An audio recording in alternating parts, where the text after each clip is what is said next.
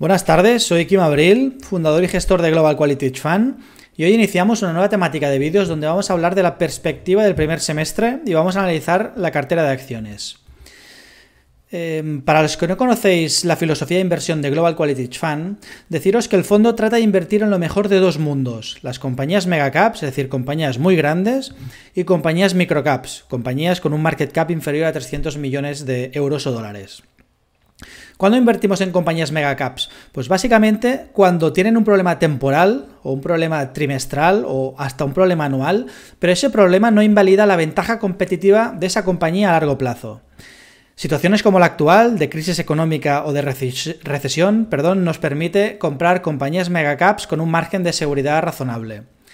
En las compañías microcap invertimos en ellas simplemente porque están baratas, porque no existe cobertura de analistas, es decir, son compañías que no son conocidas por la comunidad inversora y esa es la única razón por la que cotizan baratas, por lo cual la cartera es un mix de esos dos mundos, dos extremos.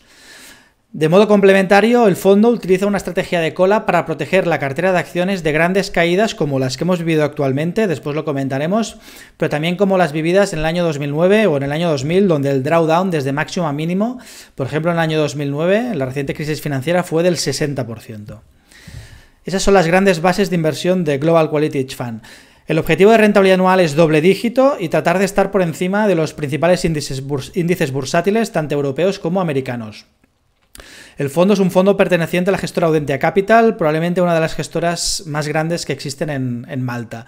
La estructura jurídica del fondo es formato hedge fund, aunque la gestión es invertir en acciones. Vamos a repasar la rentabilidad que llevamos en el año y la que llevamos en los últimos 12 meses. Como vemos, la rentabilidad del último año, en nuestro fondo, este es el ticker que tenemos en el fondo, hay clase A hay tres clases, clase A, clase B y clase C. La C es la institucional y la clase A y la clase B es la clase en euros y en dólares.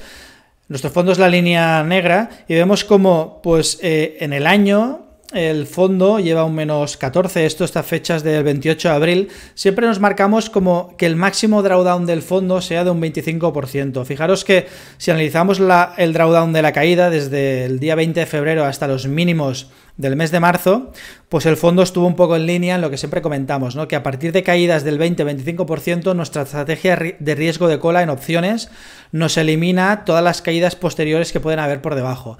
Entonces el fondo en esta caída que hemos tenido hasta ahora pues tuvo un drawdown del 26% que compara bastante bien contra índices, por ejemplo en Europa el Eurostoxx 50 que llegó a caer un 38%, el S&P un 34%, el Nasdaq, que es el índice que mejor se ha comportado tanto en la caída como en la subida, un menos 28%, o el Russell 2000, que es el índice de pequeñas compañías americanas que llegó a caer un 42%, por lo cual un matiz importante es que aparte de invertir en acciones tratamos de reducir el drawdown con una estrategia de riesgo de cola para minimizar las caídas, sobre todo si en algún momento nos fuéramos a un entorno como el del año 2009, el del año 2000, con caídas del 50 o del 60%. Si miramos los últimos 12 meses, pues el fondo es verdad que ha estado por debajo de los índices americanos, es muy difícil en los últimos 2 años conseguir la rentabilidad del Nasdaq, pero bueno, hemos estado por encima de la mayoría de índices europeos y en el año en curso también muy cerca del S&P. Esperamos que en los próximos años podemos igualar y superar a los índices americanos. Siempre hablamos de un potencial de revalorización del fondo. Nuestro horizonte temporal siempre es 3 años. El potencial de revalorización actual del fondo, teniendo en cuenta ya la subida en la cual hemos hecho desde mínimos, es del 50%. Es decir, este fondo nunca tendrá un potencial del 200% porque únicamente, y eso es importante, invierte en compañías de extrema calidad, tan grandes compañías como pequeñas compañías. Ese es un matiz muy importante, por lo cual que ningún inversor espere que este fondo tenga un potencial del 150 o del 200%. Por lo cual, lo que decimos es, y esta tabla nos sirve mucho para comparar la rentabilidad potencial del fondo a otros activos, ¿no? Es decir, si nosotros esperamos conseguir un 50% a 3 años, eso implica una TIR anual del 14,5%. Pero ¿qué pasa si no conseguimos la rentabilidad en esos 3 años, ¿no? Por ejemplo, si por el camino, pues como es ahora, aunque vamos a ver qué duración tiene la recesión, ¿no? Pero por el camino nos encontramos con una recesión.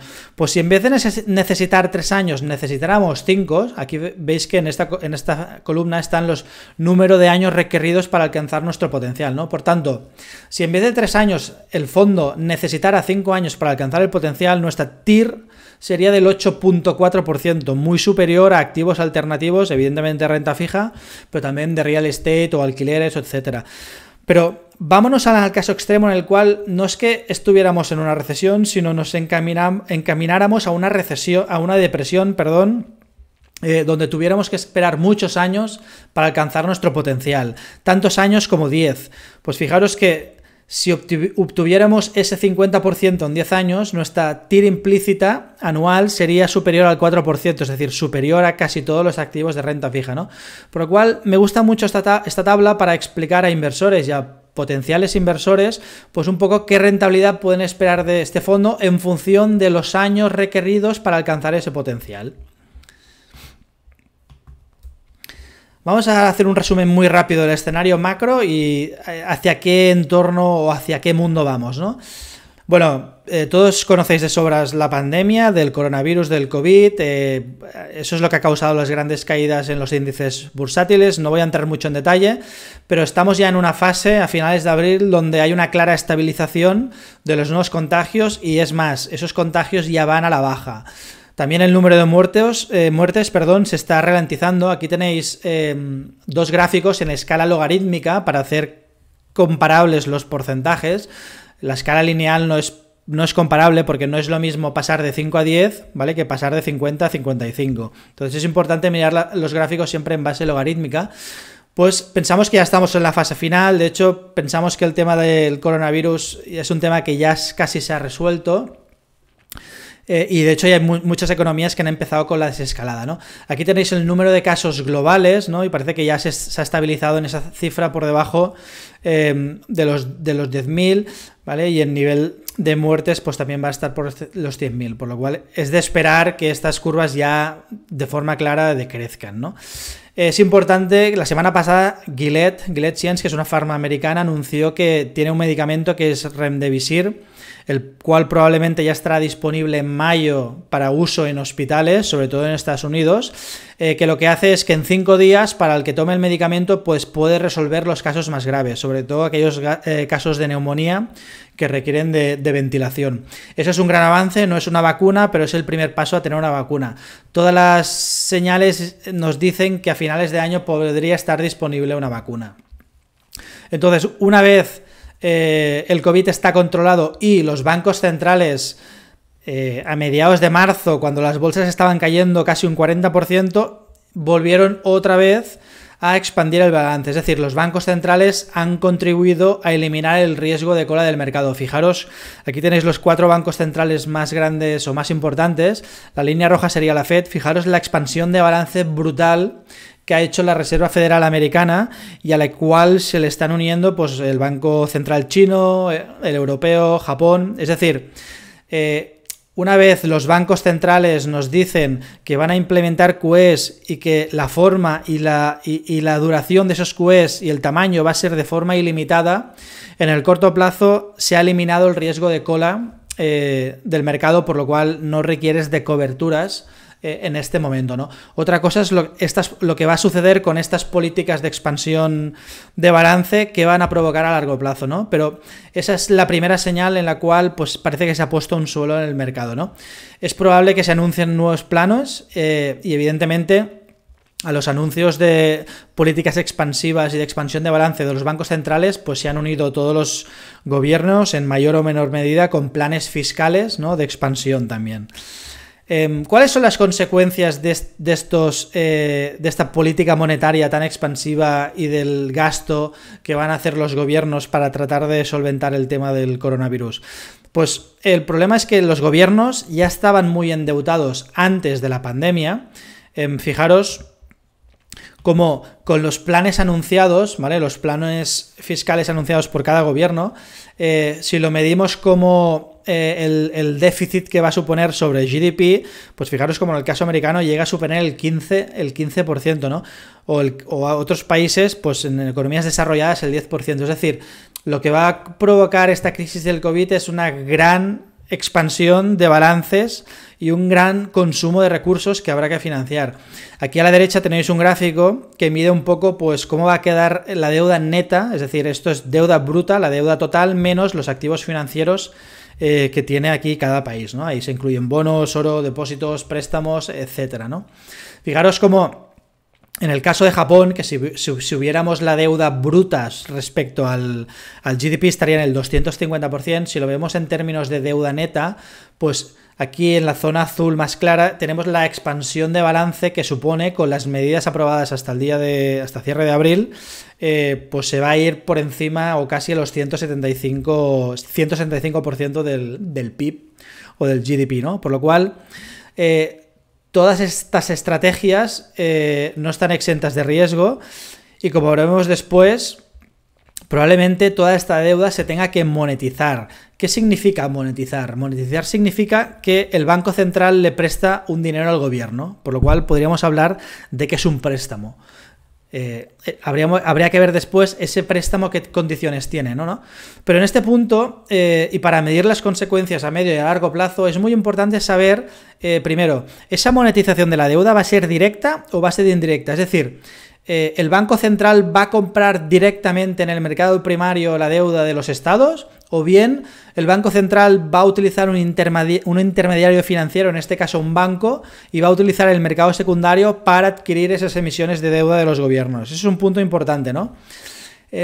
¿Cuál es el riesgo de una monetización excesiva de la deuda que siga incrementando la deuda y los balances y el endeudamiento de los estados? Pues que en algún momento los acreedores, es decir, los ciudadanos, se empiecen a cuestionar el valor de las monedas. Eso ya ha sucedido en muchos países, pues tenemos muchos ejemplos: Turquía, Venezuela, Argentina. De hecho, hoy está pasando en el Líbano y probablemente suceda en otras economías emergentes, dado que hay un problema o hay una escasez de dólares. Por lo cual, en algún momento me pregunto si en alguna economía desarrollada, como puede ser Japón, la Unión Europea o Estados Unidos, los acreedores se podrían cuestionar el valor de su moneda, ¿no? Ahí es importante separar entre si el Estado en cuestión es solvente o es insolvente. Si es insolvente, como en los ejemplos que os he comentado antes, pues los acreedores van a buscar monedas alternativas. Si el Estado es solvente, pues el Estado podrá seguir financiándose a corto y a medio plazo, ¿no? Es importante saber que si el Estado es insolvente, pues lo que sucede es que aparece la inflación y en muchos casos la hiperinflación, como en Argentina o en Venezuela, ¿no? Si finalmente los acreedores se cuestionan el valor de las monedas, lo que hacen es buscar alternativas o monedas alternativas. El oro es la primera moneda. De hecho, el oro lleva 5 años apreciándose y en esta última crisis financiera, en la pandemia, el oro ha seguido apreciándose, por lo cual nos está diciendo algo.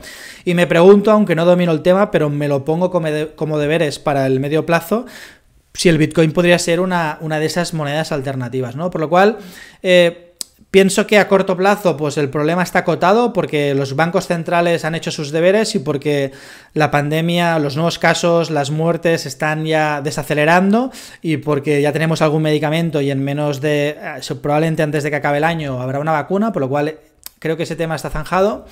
Pero lo que no está zanjado es el alto endeudamiento de los estados y cómo se va a reducir ese endeudamiento, ¿no? Y al final cómo los acreedores van a responder delante de este nuevo paradigma. Como sabéis, nosotros utilizamos una estrategia de cola para proteger nuestra cartera de acciones. Eso lo hemos hecho en esta crisis del COVID. De hecho, tenemos un vídeo en nuestro canal de YouTube donde explicamos con todo el grado de detalle qué es lo que hicimos.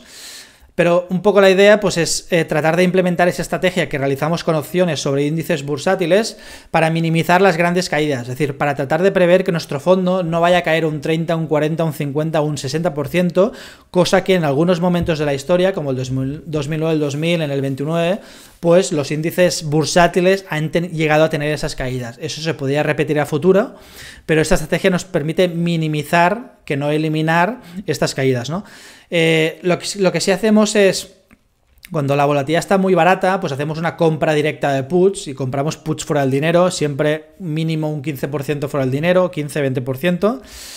Si la volatilidad es más alta, como sucedió cuando en medio de la tormenta del coronavirus decidimos cerrar nuestra posición de puts compradas porque le quedaban 5 días al vencimiento y porque la volatilidad ya estaba en el 50% y pensamos que era difícil que desde ahí se fuera más arriba. Bueno, finalmente sucedió que llegó al 100%, ¿no?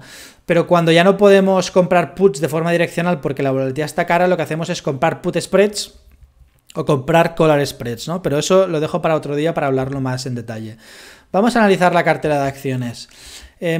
Primero comentaros que si tenéis interés, tenemos un manual, el manual del inversor, donde explicamos de forma cualitativa y con mucho detalle cuáles son todos los atributos que buscamos de forma cualitativa en Global Quality Fund.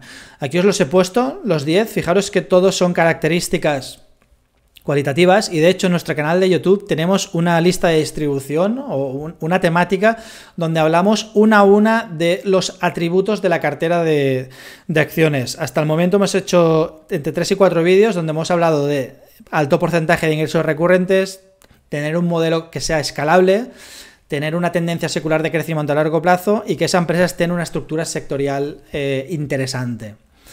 Por lo cual, si presionáis aquí en el manual, se os abrirá, pero pues después veréis el email, la forma de contacto, me lo pedís y os lo envío.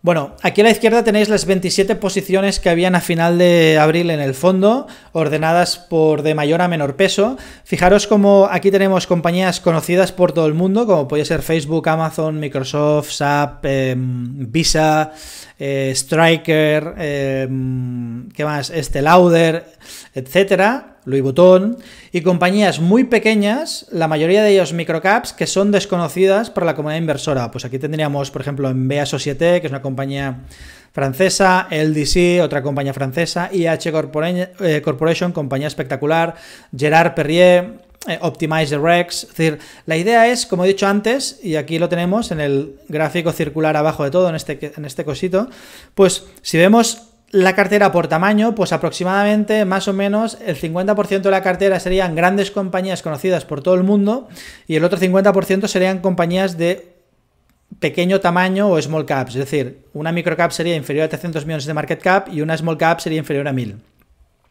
Este gráfico es muy importante porque el peso de las grandes compañías va a ser función de las oportunidades.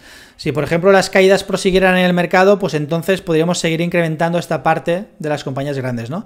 Por exposición geográfica, pues un 45% de la exposición por ventas es global y eso viene marcado en gran parte por las compañías grandes. 37% es Estados Unidos y 16,5% es Europa. No hacemos una set allocation previo, simplemente buscamos aquellas mejores compañías independientemente de donde estén. Es verdad que es un fondo que va a tener siempre un sesgo importante a Estados Unidos.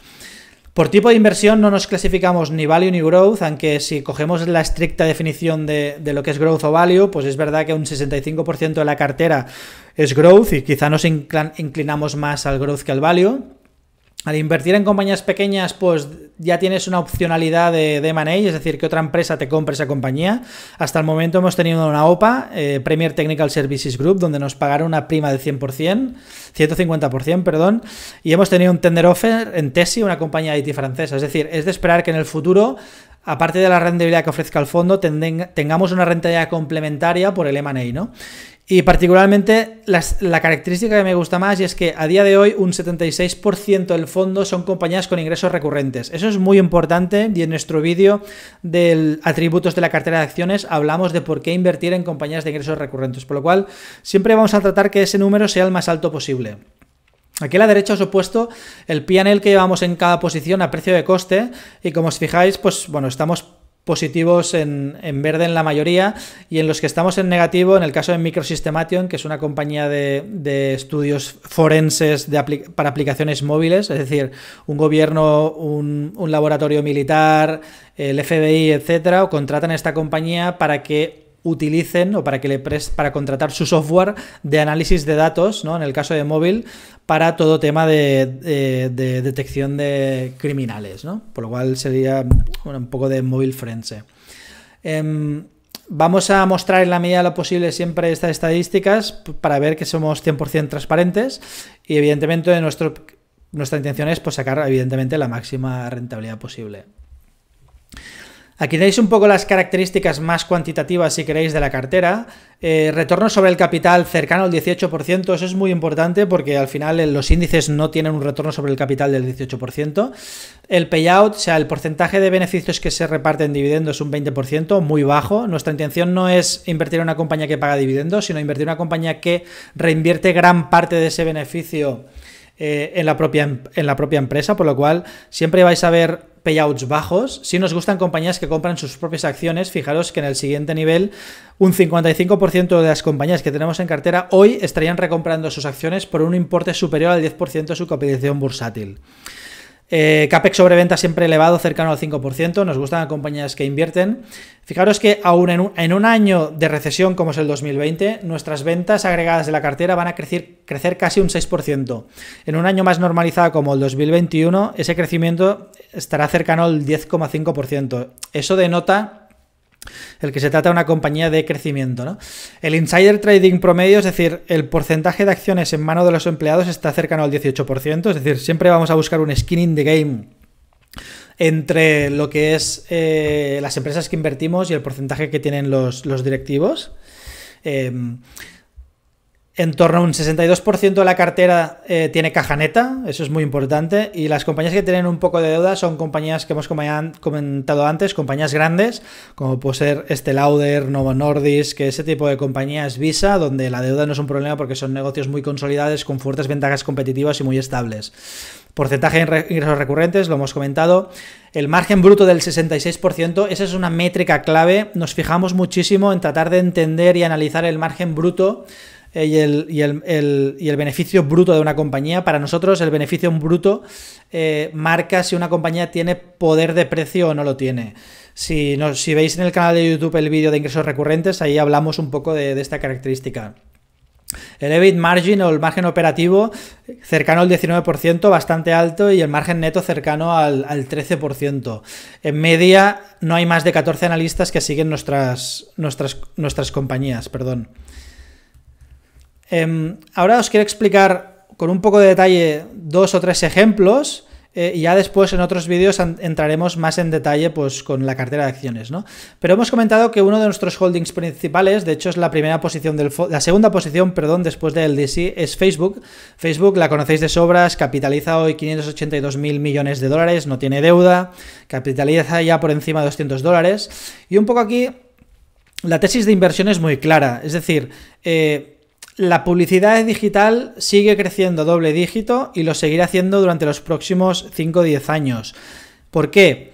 Aquí lo tenemos, fijaros, en el gráfico de la izquierda vemos que si cogemos el gasto total en publicidad y cuánto representa la publicidad digital sobre el total del gasto, pues a finales del 2019 estábamos ligeramente por encima del 50%. Es decir, se espera que esa tasa o esa contribución llegue en el 2022 al 60% y probablemente en 10 años puede llegar al 70 o el 75% como objetivo, por lo cual compañías como Facebook o Google, porque al final en la publicidad digital estamos hablando de un oligopolio de 2 empresas, Facebook y Google se reparten el 90% del mercado y eso no parece que vaya a cambiar en los próximos 5 o 10 años.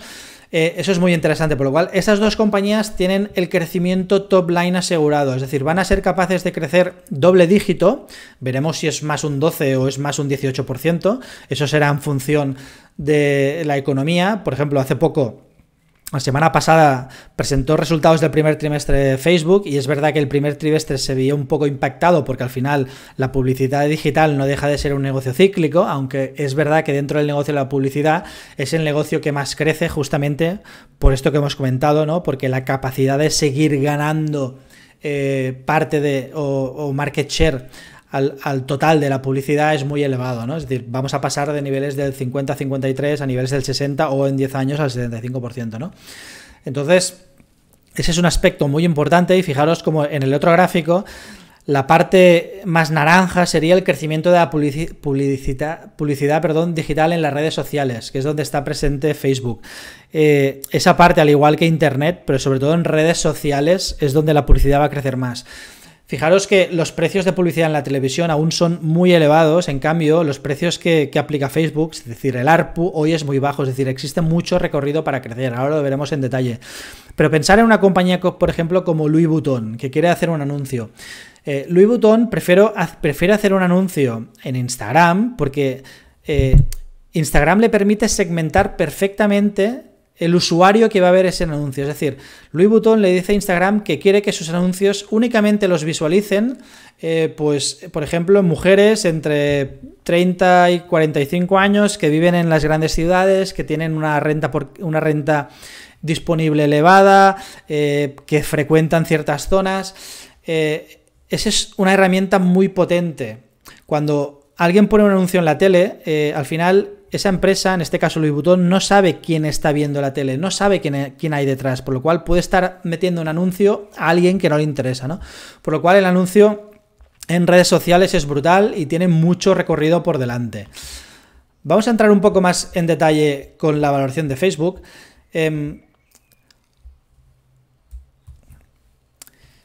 Es importante, esto es la valoración de Facebook, pero es la valoración top line, es decir, cómo nosotros llegamos a la cifra de revenues o la cifra de ventas totales. Nosotros perdemos mucho tiempo tratando de identificar cuáles son los drivers de crecimiento de una compañía, sobre todo cómo impactan en el top line.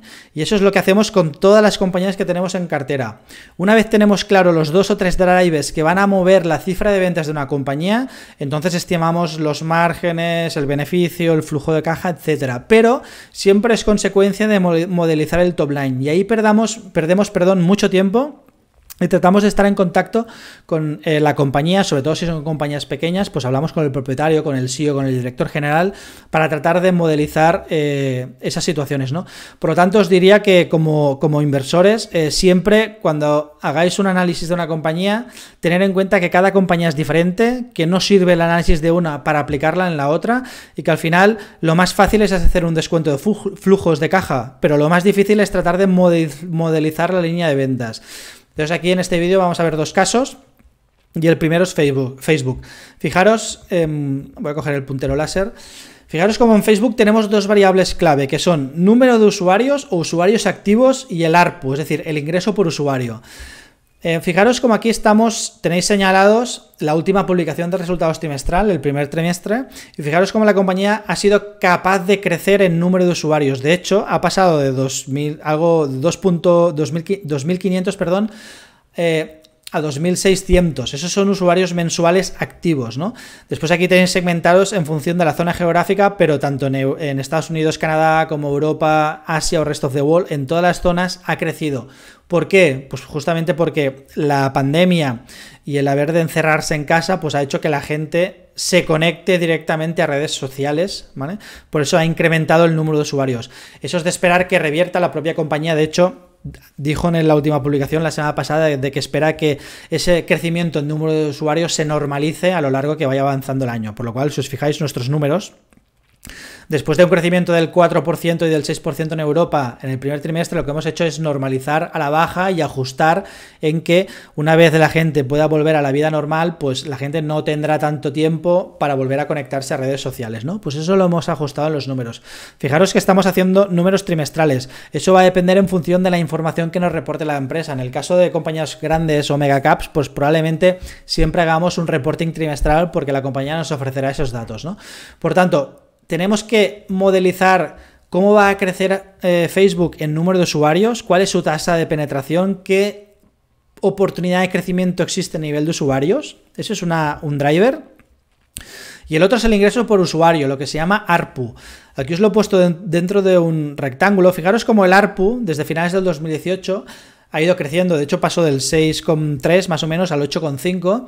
Después, evidentemente, en el primer trimestre de este año el ARPU ha caído porque la publicidad digital, Facebook nos decía la semana pasada que le ha caído un 16-18%.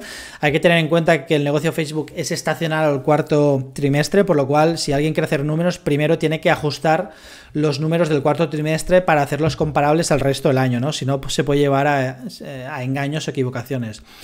Entonces, durante el primer trimestre, pues como era de esperar, la publicidad digital le ha caído a ritmos del 16-18%, aunque es verdad que en la conferencia analistas, ante preguntas de analistas, Facebook dijo que durante el mes de abril esta caída se habría estabilizado y la publicidad digital estaría ya evolucionando flat. Eso sorprendió a la mayoría, y yo incluido, por lo cual nos está diciendo Facebook que quizá lo peor, ¿no?, podría haber pasado.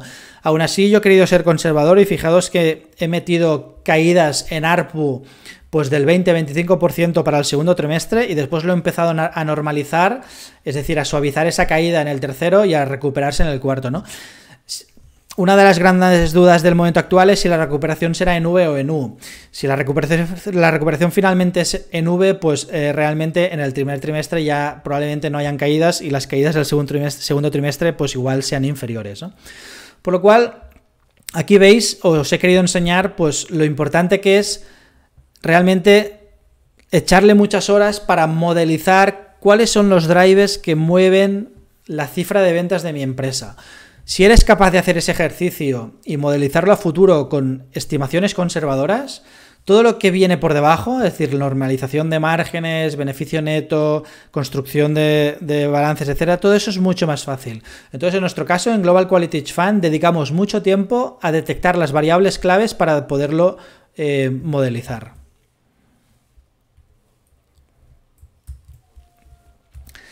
Nuestro segundo ejemplo es Paysign. Paysign es una compañía microcap americana, capitaliza aproximadamente unos 250 millones de dólares, no tiene deuda. Siempre que invirtamos, eso es una característica clave y muy importante, siempre que invirtamos en compañías microcaps y small caps, vamos a invertir en compañías que no tienen deuda, porque una compañía que no tiene deuda no te puede quebrar, eso es muy importante. Difícilmente nuestras compañías van a quebrar porque invertimos en compañías de calidad, buenos negocios, pero siempre compañías sin deuda. Entonces, ¿a qué negocio se dedica Paysign? Probablemente todos conozcáis el negocio del plasma, porque Grifols, compañía española, es una compañía que opera el oligopolio del plasma junto con CSL, Shire y Baxter, es decir, 4 compañías se reparten el 90% del mercado. Lo que poca gente conoce es que dentro de ese oligopolio del negocio del plasma existe un subsector que es el sector de las tarjetas prepago para la industria del plasma. Es decir, cuando un donante va a un centro de donación para dar sangre, ese donante que va a cobrar, creo que a cierre del 19, la donación implica un pago de $46 o 45, no recuerdo bien ahora, pues ese pago se realiza con tarjetas prepago. Y en esa industria existen dos jugadores, uno es Paysign y el otro jugador es Wirecard, a través de una filial que tiene Wirecard en Estados Unidos. Hay que decir que esa filial funciona bastante mal. Los usuarios o los donantes que siguen utilizando las tarjetas prepago de Wirecard, la verdad es que no están muy contentos, porque muchas veces, o lo más importante, cuando un donante va a un centro de donación, una vez sale por la puerta, lo primero que quiere hacer es poder recibir ese pago, por lo cual si utiliza la tarjeta y tiene algún problema y no puede recibir el pago, ese es un gran problema, y esa es una de las principales ventajas por la cual Paysign ha sido capaz de crecer, como veremos ahora, del 0% en market share a casi el 35%. Adicionalmente, quiero mencionar que Paysign está entrando en otros negocios, como es el negocio de copago farmacéutico. Recordar que ahora con todo el tema de registro electrónico de pacientes en Estados Unidos, pues cuando un paciente va a un médico, ese médico, en función de qué problema tenga el paciente, pues el médico le recomienda al paciente algunos medicamentos de marca, branded products se llama, donde el paciente puede utilizar un cupón, que muchas veces es un descuento, igual pues por la primera caja o las primeras 2 cajas de ese medicamento, el paciente puede utilizar un descuento del 30, 40 o 50%. A eso se le llama copago. ¿Qué consiguen las compañías farmacéuticas en ese negocio? Pues consiguen vincular a ese paciente al medicamento que están sacando y generar en cierta medida un ingreso recurrente, porque vinculan al paciente, quizá no de por vida, pero sí para los próximos años, ¿no? Fijaros cómo aquí tenemos un gráfico de cómo ha crecido, ¿no?, los centros de donación en Estados Unidos desde el año 2016, ¿no? Pues a una tasa compuesta del 10%, y se espera que siga creciendo a futuro, ¿no? Pero vamos a analizar en detalle, al igual que hemos hecho con Facebook, cómo construimos la cifra de ventas en una compañía como Paysign. Pues muy bien, Paysign, hemos comentado, tiene un negocio principal, que es el negocio del plasma, tarjetas prepago del plasma, y tiene otros 2 negocios más novedosos, que son el copago y las tarjetas premium. Vamos primero con el negocio del plasma. Para estimar nuestra cifra de ventas para el negocio del plasma, hemos calculado dos métodos, ¿no? Lo que hemos llamado método 1 y método 2. En el método 1, o para llegar a esa cifra de ventas, es decir, oye, nosotros pensamos que para el año 2020 el negocio del plasma le va a generar a Paysign 33 millones de dólares. ¿De dónde sale ese número? ¿No? Y eso es lo importante que os quiero transmitir hoy en este vídeo, ¿no? Pues muy bien, para poder llegar a saber qué ventas o qué revenue va a tener la división de plasma, lo primero que tenemos que saber es cómo está constituido esta industria o este sector, ¿no? Pues si vamos a los datos históricos, vemos que aquí tenéis datos desde el año 2011, vemos que a cierre del 2019 la industria del plasma existen 805 centros de donación. Fijaros cómo desde 501, que tenemos el primer dato en el año 2011, fijaros cómo ha ido creciendo aproximadamente una tasa del 5%, que es verdad que se ha acelerado en los últimos 2 años. Es importante mencionar que Paysign es un negocio anticíclico, es decir, en la medida que la economía está en recesión, pues hay más donantes que acuden a los centros de donación para conseguir esos 45-46 dólares con cada una de las extracciones de plasma, de sangre, perdón. Entonces, una vez tenemos la industria y sabemos cómo ha crecido y cuántos centros de donación hay en Estados Unidos, vemos podemos saber en media cuántos centros se han añadido año a año, ¿vale? Nosotros hemos supuesto que de 82 centros añadidos en el año 2019, pues esto un poco se va a ralentizar y hemos supuesto que va a ir decreciendo a partir de 70 nuevos centros, pues 5 centros al año, ¿no? Una vez sabemos cuántos centros de donación de plasma existen en Estados Unidos, vamos a ver cuántos centros de plasma tiene Paysign. Recordar que no son centros de plasma que tiene Paysign, sino son acuerdos que tiene con centros de donación que son propiedad pues, de Grifols, de CSL, de Baxter, etc. Pues Paysign entró en el negocio en el año 2012, hoy tiene 285 acuerdos o trabaja con 285 centros de donación de plasma. Por tanto, fijaros que ha crecido muchísimo, el market share o la cuota de mercado ha pasado de ser 0 a ser hoy un 35%. La compañía, cuando hemos hablado con ella, hemos hablado ya 3 veces, hemos hablado con Jim McRoy, que es el Investor Relations, nos dice que la compañía espera llegar en el año 2024 a un 50% de market share. Nosotros hemos estimado un 48%. Ese es un dato importante que habrá que modelizar, ¿no? Y con estos datos hemos calculado, pues por el primer método, cuál es el revenue que podemos esperar. Es decir, si conocemos cuál es el ingreso que se genera en la división de plasma y conocemos cuántos centros de donantes tiene Paysign, podemos calcular cuál es el revenue por centro de donación. Pues fijaros que a cierre del 2019 esto estaba en torno a 95.5 dólares y fijaros cómo fue creciendo. Bueno, es verdad que al principio, evidentemente, el revenue era muy alto y poco a poco, pues a medida que fue creciendo, eso se redujo. Y lo que hemos hecho es suponer que ese ingreso por centro de donación pues va a crecer al 1%. Y hemos supuesto también, tal como nos ha dicho la compañía, pues que la compañía si va a llegar al año 2024 a una cuota de mercado del 50%, es de presuponer que pueda añadir cada año 50 nuevos centros de donación. Entonces hemos supuesto esas dos variables, 50 centros de donación anuales más un incremento del 1% en el revenue por centro. Y eso nos lleva a estimar nuestra cifra de revenue para el plasma, ¿no? Es decir, 33 millones para el año 20 o 54 millones el 24. ¿Cuál sería el método 2 que nos sirve para contrastar este primer número? El método segundo sería, primero, calcular en cada centro de donación cuántas donaciones se realizan. Pues en 2019 se realizaron 73.607 donaciones, que por un importe monetario, es decir, el donante le pagan 46 dólares. Fijaros cómo desde el año 2015 lo que recibe el donante ha ido incrementando $1 por año.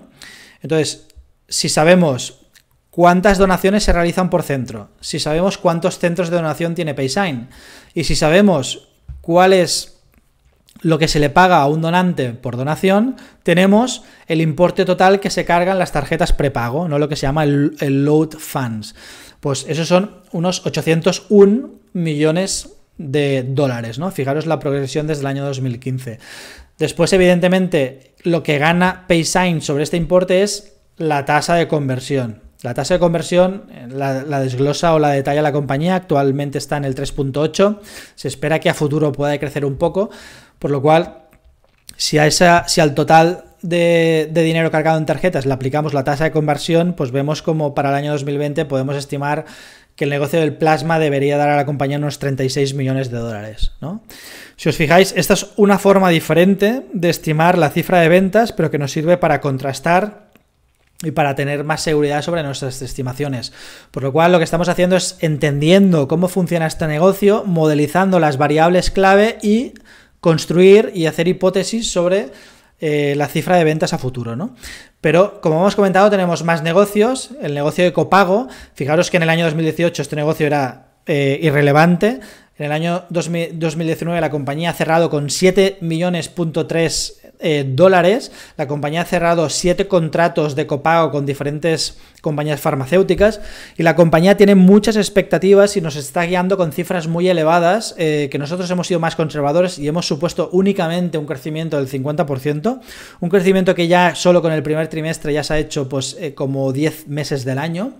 Y después lo hemos ido decreciendo hasta tasas más normales, ¿no? Por lo cual esperamos que este negocio en 2020 pueda contribuir con 11 millones de dólares y en el 2024 puede llegar a 27,5 millones de dólares. Por último, un negocio en el cual hemos querido ser muy conservadores, pero también la compañía está muy positiva, es un negocio nuevo, es decir, en la medida en que PaySign tiene un 35% de la cuota de mercado, pues eso quiere decir que existen 3 millones de personas, que es este número, que utilizan las tarjetas prepago de PaySign. Entonces lo que pensó la compañía es decir, oye, ¿por qué no utilizamos nuestra base de clientes para ofrecerles más productos aparte del simple pago de la donación de sangre, ¿no?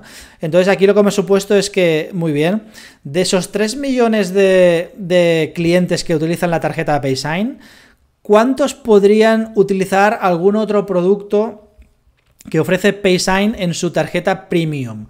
Nosotros hemos supuesto una tasa muy baja, ni un 1%. La compañía habla que en 2020 eso podría ser un 1%. Nos parece muy elevado. Nosotros hemos supuesto un 0,2%, perdón, y lo vamos a hacer crecer un 0,10 año a año.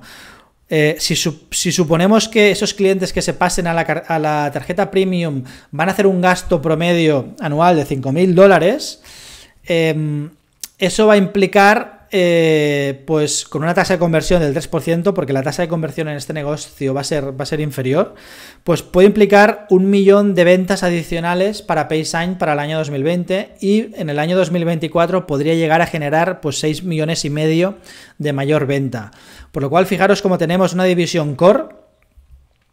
Fijaros que la división del plasma, según mis estimaciones, en el año 2024 debería representar ya solo o únicamente el 65% del negocio y el resto debería venir dado por el negocio del plasma y las tarjetas premium, ¿no? Por lo cual, bueno, aquí os he querido mostrar 3 negocios diferentes, cómo calculamos, y os quiero animar a que siempre que hagáis análisis fundamental de una compañía, os centréis en la cuenta de resultados, investiguéis, busquéis muchísima información, tratéis de tener claro cuáles son los drivers principales que van a mover la cifra de facturación y lo modelicéis, ¿vale? Eso os va a llevar a tener un mejor entendimiento de la compañía.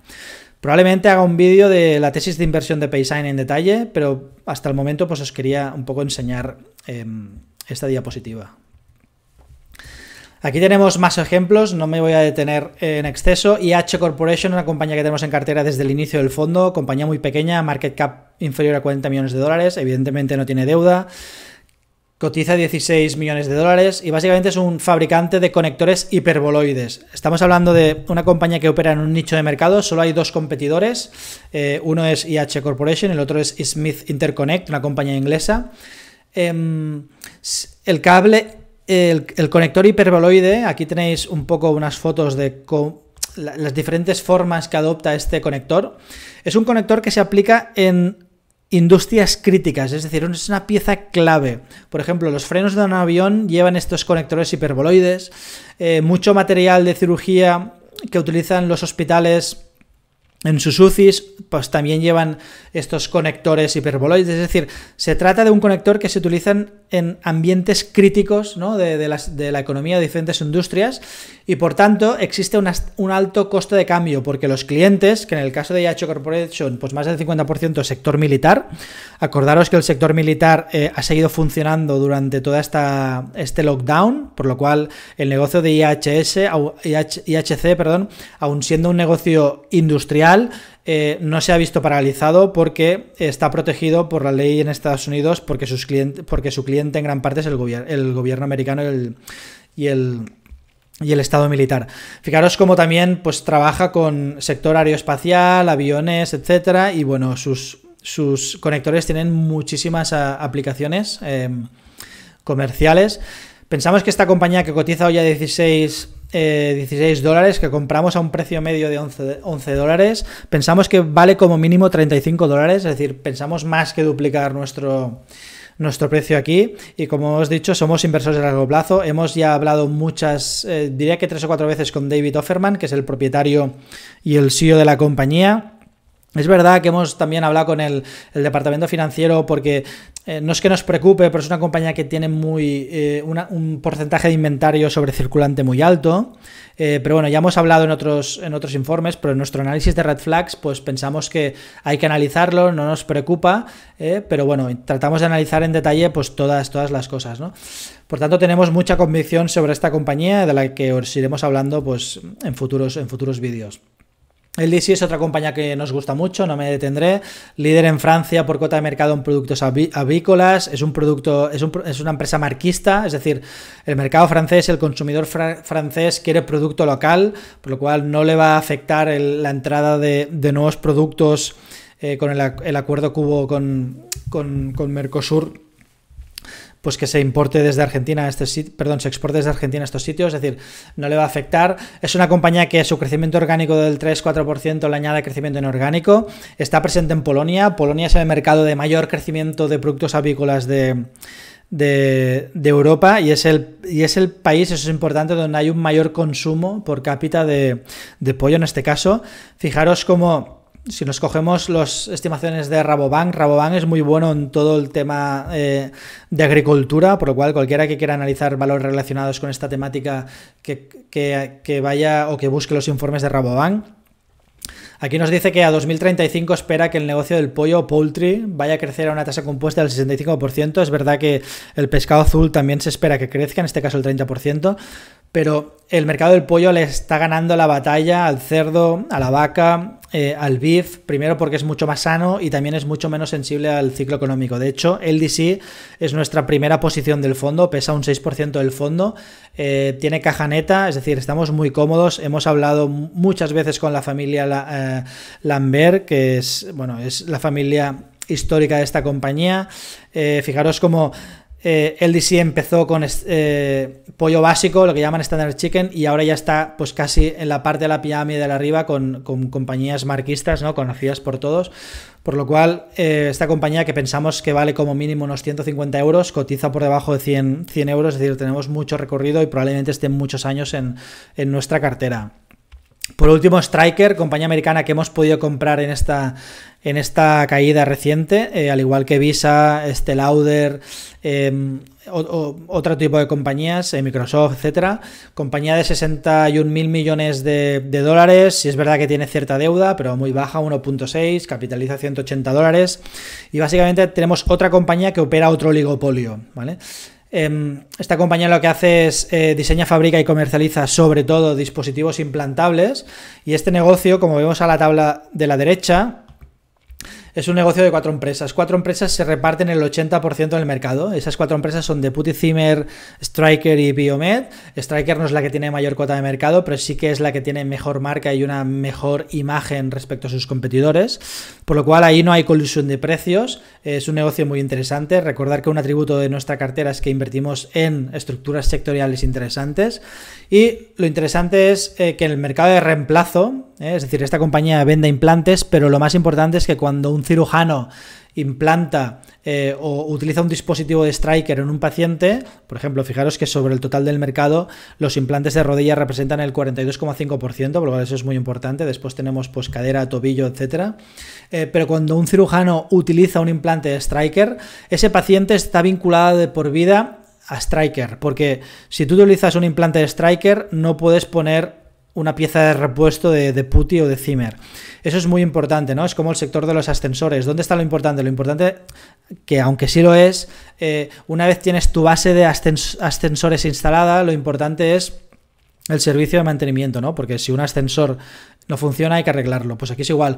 Una vez tu base de pacientes es muy elevada, donde realmente generas tu ganancia es en el mercado de reemplazo, en el mercado de mantenimiento, porque tienes a un cliente cautivo, ¿no? Lo que se llama fuertes costes de cambio.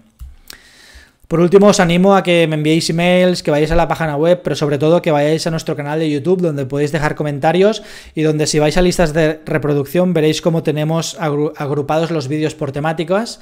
Tenemos el vídeo que estamos haciendo hoy, que está clasificado dentro del grupo Revisión Semestral. Después tenéis un apartado de vídeos en inglés. Tenéis la temática de Red Flags, os la recomiendo. Para el que quiera detalle contable, esta temática Red Flags le va a ayudar muchísimo. Después tesis de inversión, de momento tenemos una, Premier Technical Services Group, que fue la compañía que nos oparon. Y por último, la última temática, donde tenéis ya 4 vídeos, son los atributos de nuestra cartera de acciones. Ahí tratamos de explicar lo que hablaba antes de nuestro manual del inversor, ¿no? Donde explicamos en detalle aquellos atributos de nuestra cartera de acciones. Por lo cual os animo a que los veáis y que contactáis con nosotros. Esto es todo, buenas tardes y espero que os haya gustado.